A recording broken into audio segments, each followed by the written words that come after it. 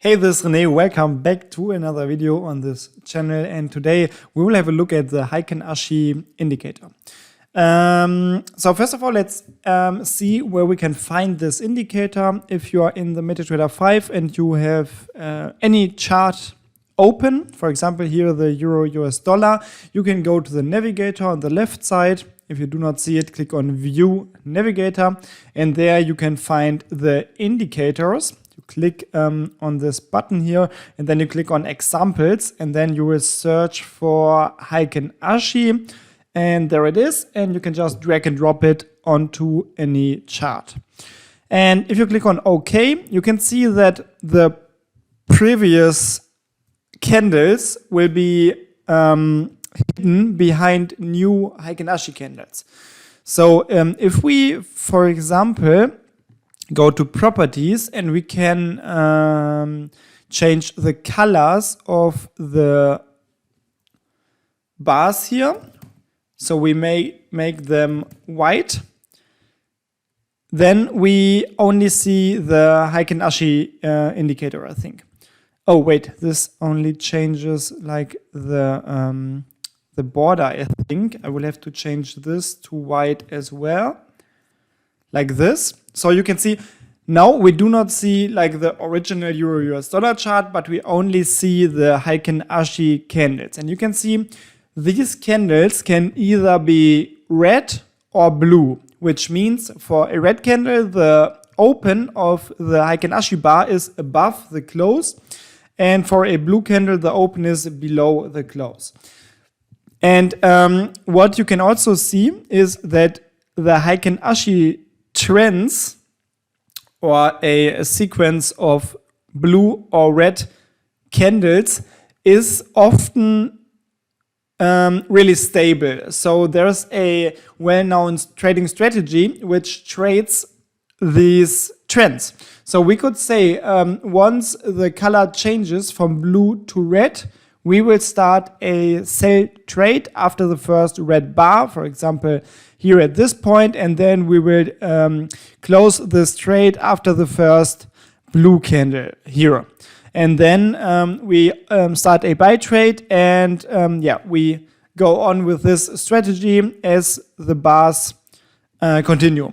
So this is a great strategy for trending markets, because in trend markets you will generate huge profits with this indicator. Still, it is not perfect for markets without a clear trend. But let's have a look at the programming part now. So click on Tools and MetaQuartz Language Editor to open the MetaQuartz Language Editor, which is the code editor in the MetaTrader 5.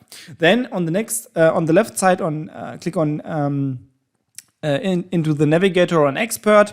And if you do not see the navigator, click on View Navigator, and then you click in the upper left corner on New here. Then you click on Next. Then you can provide a name, for example, Heiken Ashi program. The name is not really important for the functionality of the program. Then you click on Next, Next, and Finish, and this will create a brand new expert advisor for you. So you can see on the left side, we can now see this Heiken Ashi program in the experts folder. And now I remove all the properties at the top and the comments, because they do not really affect the functionality. And we still do not see this program in the MetaTrader under expert advisors. But once we click on compile, we can take this source code file and make it an executable file. And this file will then automatically appear in the expert advisors folder here. So we could already take this and drag and drop it to any chart. So this is the program that we just created. And if I click OK, it is now running on this chart. And this is really, really cool, I think. So what we have to do now is we will have to get the Heiken Ashi indicator data first to generate our trading signals. And this indicator is, as we already learned, available in the MetaTrader 5. If you click on indicators, you will find the Heiken Ashi here. So it is a program that we can then use. So whenever you want to receive data from an indicator in MetaTrader 5 programming, you will need a handle for this. So we can go at the very top of our program outside of any functions, and we can create an integer variable, which will be the handle for our Heiken Ashi indicator. You can just write int, which says that it is an integer variable, which is pretty much just any number like 23, 243, 423. Yeah, I mean, you get the idea. In any integer variable, you can store numbers without a decimal point. And this is just the name of the variable. We could choose any other name, for example, Peter or Mary. Doesn't really matter, but I would always suggest choosing a name that already tells you what this variable holds. And then we end the line with a semicolon. We click on compile, and then we have to put a value or a handle value pretty much inside of this variable, because right now there is no defined value inside of this variable. So what we can do is we go inside of the body of this onInit function. The body is in between of these two curly brackets, and the onInit function is a system function which is automatically called by the MetaTrader once the program is initialized on the chart. And here we say Heiken Ashi or handle Heiken Ashi is equal to the return value of iCustom. And iCustom is a function. We can read about this in the MQL5 reference. So if you click with your cursor into this word iCustom with a small letter I and a capital letter C and then custom, you can click F1 on your keyboard, and this should open the MQL5 reference. There you can read about this function. This is a function which is part of the MQL5 framework, so we can use it without having to do anything for it. So you can see this function returns the handle of a specified custom indicator. And this is great because we need a handle to be stored inside of this variable. And we can read even more about this function. You can see this function returns an integer value. This is why we created an integer variable. And this function needs at least 3 parameters. So we will have to say what specific Heiken Ashi indicator we want to use. So we open the round brackets of this function and add some parameters. The first one is the symbol, and we can use this underscore symbol system variable to automatically use the symbol of the chart where the expert advisor is attached to. In this case, it would be euro US dollar. Then as a second parameter, we have to provide the time frame. So there are different time frames, and you know them if you worked with the MetaTrader before. So you can see you can, for example, switch the chart time frame, and the Heiken Ashi indicator also changes. So it is important for the iCustom function to know what specific time frame you're looking at. So we can say, for example, we want to use the current chart time frame. So we can write this period underscore current. And then we will have to provide a indicator name, because at this point, the iCustom function does not know what indicator we want to use. So we will have to say, and you can go to the indicators folder here in the navigator. You can search for Heiken Ashi here, and then you can just pretty much copy the name. It is Heiken underscore Ashi, and you write .ex5 because this is the file that we want to use for this iCustom function. So the iCustom function will have a look at this specific program and will use this program and create an indicator handle for this indicator.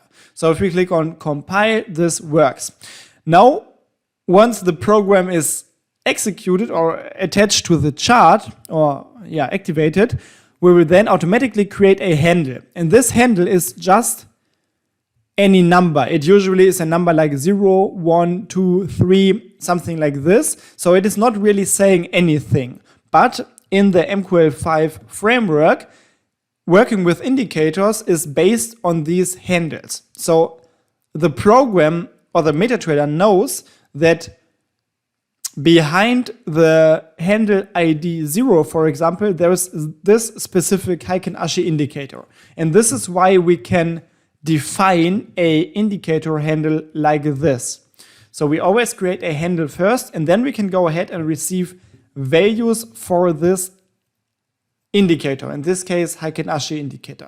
So what we will do is we create some arrays to store the indicator data inside. So we can say Heiken Ashi open, for example, and Heiken Ashi close. So what we did in this line is we created two arrays. The type is double. So it is not an integer number in this case to be stored inside of these variables, but it is a double number. And double numbers are any numbers pretty much that have a decimal point. So these are some examples. And we are choosing double now because we want to store price data inside of these arrays. And you can see price data always has decimal points and some numbers after the decimal point. So we have to use double. And we now not only create one variable or array in this case, but we choose to create two. So we can do this by separating them with a commata. We could also do it like this. This would be, yeah, exactly the same, but this is the operation in one line. And we are not only creating like a single variable where we can put one value inside, but because of these squared brackets, we will create an array. So the computer now knows that we want the possibility or the option to store multiple values inside of these arrays. So there is an indexing mechanism for arrays. So we could say HA open at index 0 and we want to store some data inside. And we can say at index 1 we want to store another value. This will cause a problem, I think, if we run it. There's a critical error, and this is because the array has the wrong size. So before we put data inside, we will have to define the size, and we did not do this yet. But this is not really necessary for us because we want to use the copy buffer function to store values inside of these arrays, and the copy buffer function takes care of the resizing of the arrays. So the copy buffer function can be used to provide a indicator handle, and it can be any indicator handle pretty much. You can choose the Heiken Ashi, the moving average, the Bollinger Bands, whatever handle you have, and you can provide it to the copy buffer function as a first parameter. You can see the parameters here for the parameter list in the signature of the copy buffer function. So we can say we want the handle Heiken Ashi. Now we have to provide a buffer number, and this is a little bit tricky because the Heiken Ashi has many buffers. In total, there are 4 buffers, and you can read about them here in the data window. So I would suggest to open the data window. You can click on View Data Window to open it. And then if you move your cursor over the chart, you will see the values change because we always receive like the values for the chart where our cursor is currently located. So in this case, we can see this Heiken Ashi open is at 1.00004, and you can read about this here in the data window. And you can see the close price is also displayed here. So these are the two values that we need to check if it is a buy or a sell candle. So what we do here is we need the first buffer and the fourth. And this is a little bit tricky because the counting starts at 0 for the buffers. So this will be buffer 0, this will be buffer 3. So we can say Heiken Ashi open shall be received from buffer number 0 from this specific indicator. Now we have to define a starting position, which will be 1 and a count. Starting position means that we start at the very right side of the chart and we go 1 bar to the left. So this is like the starting position. If we would choose starting position 0, we would choose this bar. And the count means that we want exactly one value. If we would increase the count to 3, we would receive values for these 3 bars here, because we start at bar 1 and we go 1, 2, 3 bars in total.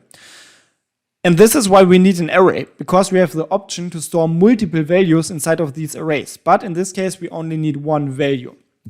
And the copy buffer function will take care of everything. It will resize the array, and it will then read the data from the indicator and then store it inside of this array.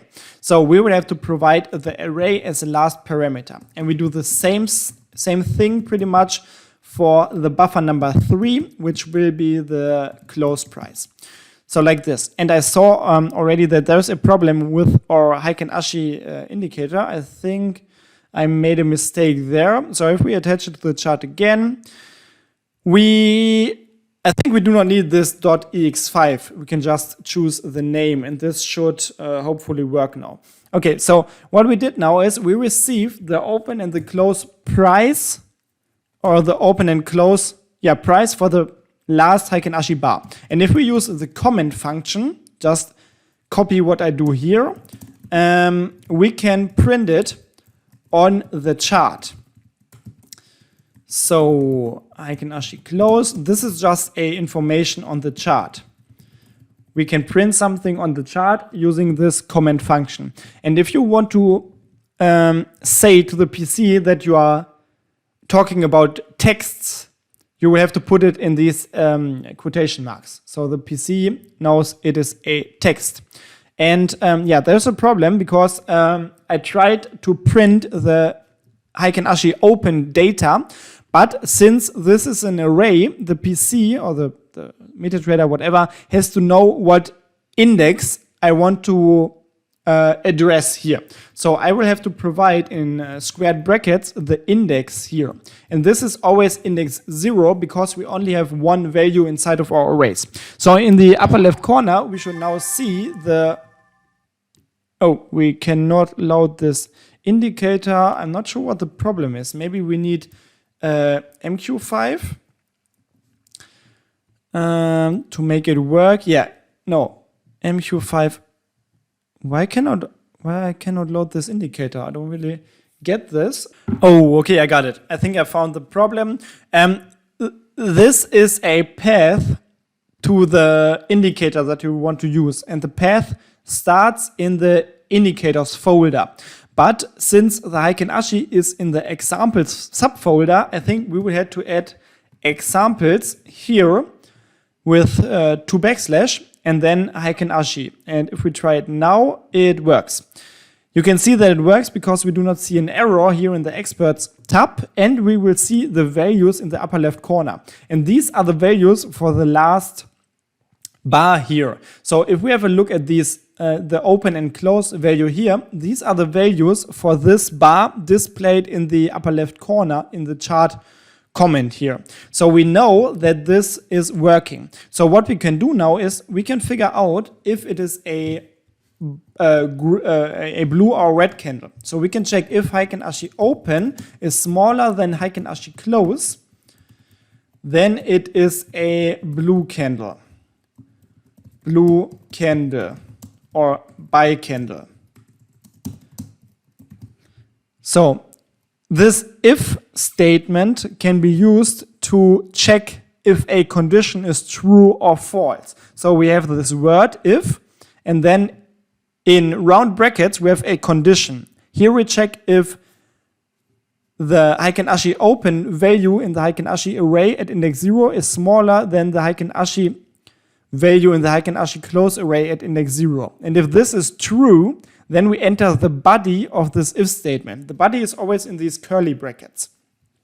And then we can add an else if, because if this is not true, we might want to check if it is a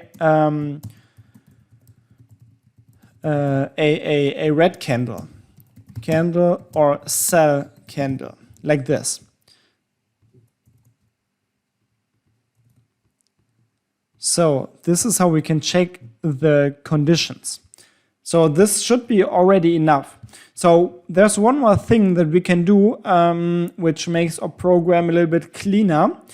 Since this operation only has to be done once per bar, we can add something to make sure that this is not processed with every tick. Because we added the code in the body of the onTick function, and this onTick function is called whenever there's a tick in the market. And we only want to process this if there's a new bar. So what we can do is we can create another global variable, and we can say bars total, like this. And we can initialize it here, and we can say the value or the return value of this ibars function shall be stored in the bars total variable. And the ibars function, it returns the number of bars in a specified chart. So we have to specify the symbol and chart period, which is again the period current, so the current chart period. And this will return the number of bars. So for example, 10,335 or something like this. And it will be stored in this variable. And now we go to the onTick function, and here we create another variable, and this variable is completely different than this one. And in this variable, we will store the ibars return value again. But there's a difference between this variable and this variable. This bars total variable is declared outside of any function body on a global scale. This means that this variable will stay alive as long as the program is alive. And this variable in the onTick function, this will only stay alive as long as we are in the body of the onTick function. So once the tick is processed, this variable will be deleted from the memory of your PC, and on the next tick, it will be created again pretty much, but as a completely new variable. And the bars total variable will stay alive for the whole runtime of your program, and therefore the value in this variable will not be resetted. So we can check now if the value of this bars total is different than the value in the bars variable. So if this is true, this is another if statement here, we go into the body of this if statement, and then we want to process this stuff. But we only want to process it once per bar. And we can make sure that it is only processed once per bar by saying we only do this if bars total is not equal bars. And afterwards, we update this bars total variable and put the value in the bars variable inside of the bars total variable. So this is a way to check if there's a new bar in the chart. So what we can do here is we can now open positions. So the next step is we want to open positions if there's a buy signal. So what we can do is we can include a file into our program.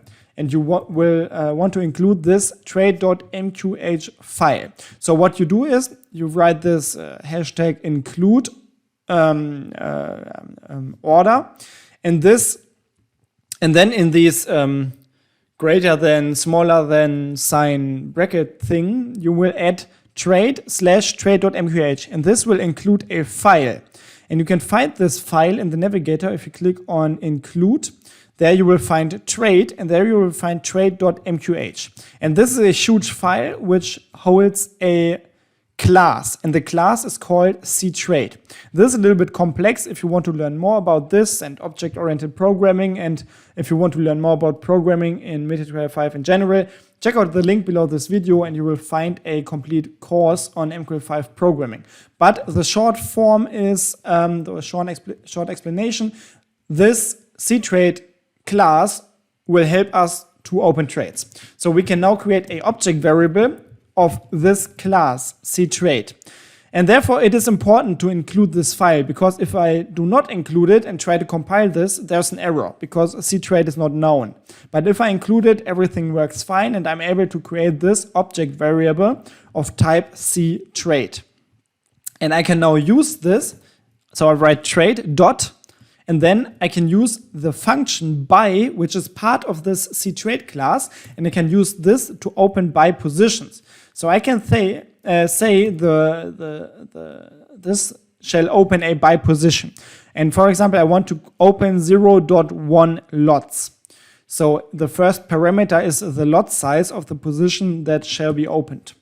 And I could also say I want to sell if there's a sell signal, also 0.1 lots. And now we can have a look at this program in the strategy tester. So go to the MetaTrader and go to view strategy tester, and there you can find the strategy tester. If you click on overview, visualize, then you can choose an expert, which will be the Heiken Ashi program, of course, and you can define the symbol, the time frame, and everything here, and the period that you want to test. But we will just click on start in the lower right corner, and you will see this will now simulate or program on historical data. So this is what would happen if we would trade this program pretty much. So we can see that hopefully we will open a position once this bar is closed, and it should be a sell position. So let's wait until it is until the bar is finished. I do not want to speed it up too much here because then it goes insane. But we can see there's a sell signal and we open a sell trade. And we see that after every bar, we open a trade now, which is completely not useful, but it shows us that the program, the mechanisms work. So there were several problems. We opened too many trades and we never close trades. So first of all, we should take care of the first problem. We only want to open one position. And there's an easy way of doing so. So what we can do is we can say that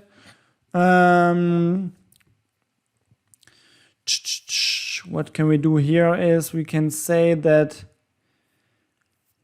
we store the ticket of this position in a variable. So we can say position ticket like this, compile, and this is a global variable, so it will stay alive for the whole runtime of the program, and this is of type unsigned long. Long values are similar to integer values, but they can be even bigger, so they can be greater numbers. And this U or unsigned means that this cannot be negative. It is always a positive number. And this is because we want to store the position ticket inside of this variable. So we can say if trade buy, and this works because trade buy will return a Boolean value, which is either true or false. So this is a complete condition. So if this works, we want to store inside of our position ticket variable the return value of trade result order. And I will show to you what this does in a second. And I will do the same for the sell signal. So I will say if this worked, I want to store the position ticket in this variable. And we can now also show this in the chart comment. So we can say position ticket and we say position ticket. And also before we open any position, we check if, or here we can check before we open a position if position ticket is smaller or equal 0. Because in this case, there is no open position. If position ticket is smaller or equal 0. And we will now see that here we will only open one position. So let's have a look at the tester again. And now I can speed it up because we will only open one position after the first bar. And we will see in the upper left corner, right now, you can see here, the position ticket number is 0. But after the first bar is finished and we open a position, there is a position, and you can see this position has the ticket number 2. And this is now what is displayed in the upper left corner. And by receiving the result order ticket and storing it in the position ticket variable here, we will get the position ticket, because if we have a look at the history here, and we can have a look at the orders, you can see the order number is 2. And for a hedging account in MetaTrader 5, and this is a hedging account, the position ticket, we can see it here, the position ticket of the open position will always be the same as the order ticket of the order that opened this position. So we can make sure that we store the position ticket of the position that is opened after this operation in this position ticket variable. And what we have to take care of now is closing these positions if there is a sell signal. So what we can do is, if we have a buy candle, we want to check if position ticket is greater than 0, because in this case we will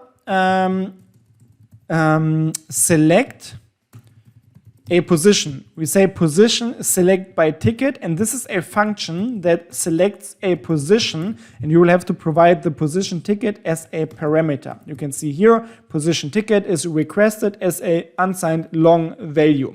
So we just provide our position ticket variable which holds this value for this function. And this will then select a position. And you can read about it in the reference, click F1 again. And here you can see, once we selected a position, we can then use the position get double, position get integer, and position get string function to receive information for this currently selected position. So what we can do here is we can check if position get integer, and then we say in the brackets as a parameter we provide a identifier, and you can write POS, and then you can already see recommended all the valid identifiers, and we want to choose position type because this will give us the position type, and we can compare it to position type sell. This is always a defined value in MetaTrader 5 in the MQL5 framework. So this is a way to check if the open position is a sell position, because in this case we want to close it. So we say if trade position close, which is another function of the cTrade class, and then we can provide the position ticket. And if we were able to close this position, we can say position ticket will be resetted to 0. And now we can select and copy this whole block and add it here for the red bar or sell signal. So we check for a red bar if there's a position, or first we check if position ticket is greater than 0, then we check if we were able to select a position, then we check if this is a buy position, so we write position type buy, and then we close it if it is a buy position, and then we click on compile. And this should be enough code already to run this program completely automated. Because now we can see if it loads what it doesn't do. Okay, there it is. So we see sell signal, sell position is opened and it is closed once there is a buy signal. So you can see this was the sell position, then there's a blue bar, there's a buy trade, there's a red bar, there's a sell trade, there is another blue bar, there's a buy trade, and here we should see a sell trade. I think it is not loaded yet, but it should be there. Yeah, there is another sell trade, there's another buy trade, sell, buy, and so on and so on. So you can see we are now trading the Heiken Ashi signals. And yeah, as I said, this may work in trendy markets. In this case, it does not work for this specific situation, but you could also go ahead and add some stop losses, trading stops, and stuff like that. But this is not. Oh yeah, maybe I want to do this. Maybe I want to add a stop loss, and then we can add some variable or percentage lot calculation, because this is what we did in the last video, and we can use this function. So this is a great learning experience, I think. So what we want to do here is, maybe we can go ahead and create some input variables. So go to the very top of your program and write input double lots, and then you can write 0.1, for example, and input int SL points, for example, 200. Oh no, lots percent. Or risk percent, like this, 0.5, for example. So what this does is, it creates two input variables. And input variables are the kind of variables that can be defined by or changed by the user of the program. So if you go to the settings, you can see they are now here. So for your program, go to right-click, expert list, and then Heiken Ashi program. And wait a second. Yeah, there it will open the inputs, or just double click the little head in the corner here. And this will open the inputs, and you can see the user can now change these values. And I can also change this value. And yeah, this is because it gives flexibility to the user of the program. And in the tester, you will find the inputs tab down here. So what I want to do here is, I want to provide a stop loss for trades. So before we open the trades here, we will calculate the entry price first. And for a buy position, this is usually the ask price. So you can receive the ask price using the symbol info double function, and then provide a symbol and the identifier symbol ask as a second parameter. And then we can say entry, normalize double, entry digits. This is pretty much just to round the value. So if you have some decimal some numbers after the decimal points that you do not want, then you can use this normalize double function to cut them off. So we say that we want maximum these underscore digits amount of numbers after the decimal point. And underscore digit, you can read about it in the documentation, it always holds the number of digits after a decimal point for the currently selected chart. So in this case, it would be 5, because there are 5 numbers after the decimal point. So now we can use this entry value, which is just the ask price, and calculate a SL. So we can say SL shall be entry minus SL points. These are the points that we defined here, multiplied with underscore point. And underscore point holds the value of the smallest possible price change. In this case, it would be 0.00001. So 200 multiplied with 0.0001 is 0.00200. And this is why we can calculate the SL like this. So we should also round this here to make sure there are no unwanted numbers after the decimal point. And then we can provide these things as parameters for the buy function. So you can see if I write a comma here, I can provide a symbol and then a price, which is the entry price, and a SL, like this. And this will now add a SL to all the trades. And I want to do the same thing for the sale trades. There's just one difference, or two things we have to change. We will have to use the symbol bid as a entry price, because we open sale trades always at the bid price. And then for a SL, we add the SL points to the entry and we do not subtract them. The rest is the same. We can use the chart symbol. We can say we want to open at the entry price, and we provide a SL. So if we run the program again, everything stays the same pretty much, but now we have this SL. And this will also cause a problem that we will have to handle. So we will have a look at this, and yeah, there you can already see it. So we open this first position, and this position now has a stop loss. And I think this stop loss was reached. Wait a second. Did this even work? Yeah, I think it worked. So let's have a look at the deals. Yeah, the SL was reached. So when the program tried to open the next buy position, here, it tried to find a position, since position ticker is greater than 0. But this position was already closed, and therefore we are not able to find this position. So we will have to add some more code. We will have to say if we are not able to find a position, then we automatically reset the position number to 0. Because then this will be true again, we can open another position. So let me copy this and add this for the sell block here. So if we are not able to open a position, we paste it here. And make sure that you do not mess up like the curly bracket stuff here. So you should go and place your cursor after this opening bracket, because then it will highlight the closing bracket of this if statement. So move your cursor here, it will highlight this curly bracket, and you can add the else part here.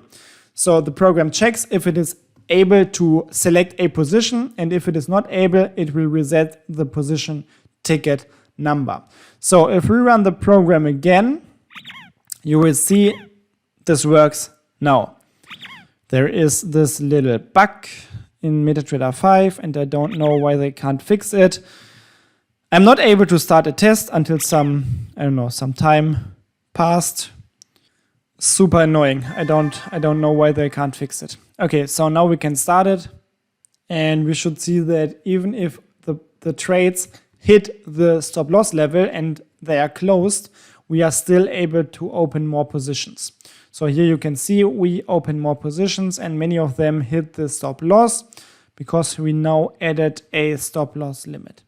But this is not only to have a stop loss, this is something that I want to use to calculate the variable lot size.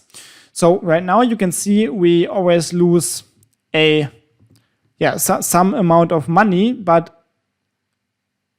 if we say we want to lose 1% of your, or we want to risk 1% of our account with every trade, we can do so by adding a function to a program. So in the last video, and if you did not watch it, you should go back to the last video now and watch it and program this function together with me. You will find it on the channel if you are searching for, I think, percentage risk calculation, something like this. And you can find this calculate lots function there. We write it there, and I can now copy this and paste it into my Heiken Ashi program at the very bottom, outside of any other function. So if I just paste it here, we can now compile it, there's no problem, and we can use it before we open a position. For example, here, before we open the buy position, we can say the lots shall be the return value of this calculate lots function, and we provide the risk percent and the SL distance, which is entry minus SL, like this. And this will give us the lot size. And yeah.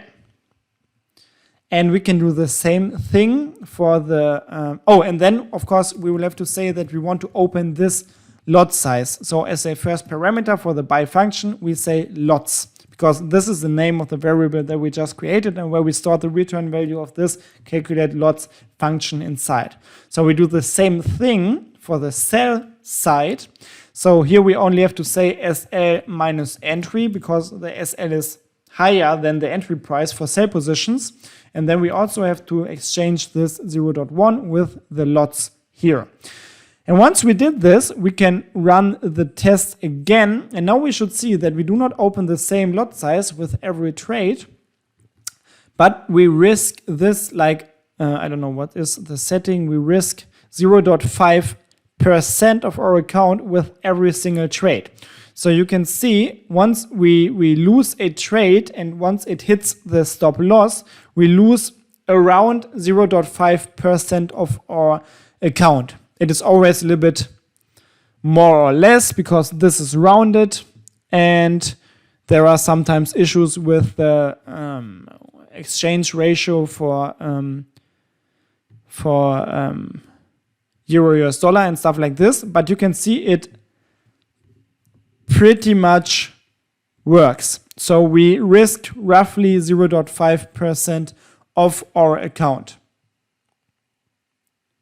And yeah, this is really cool. So this is a way to limit your losses and to still be able to make big wins, like we just saw here, somewhere 100 euro in profit.